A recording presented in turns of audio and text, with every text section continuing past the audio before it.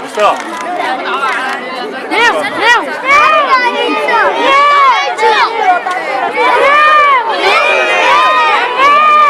Gernikako arbola elementu klabea da euskal simbologia modernoan.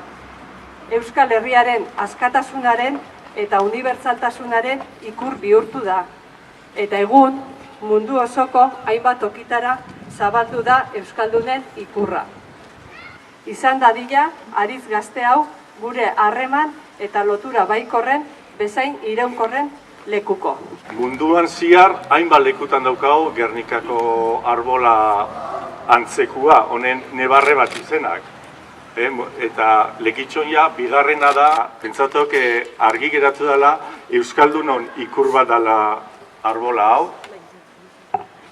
Euskaldun sentitzen garinok, abertzalio garinok eta abertzaliak ez dirazenak, berton jaionikuak eta kanpotik etorrinikuak, ikastolan ikasten dabenak eta eskoletan ikasten dabenak, danon ikurra da.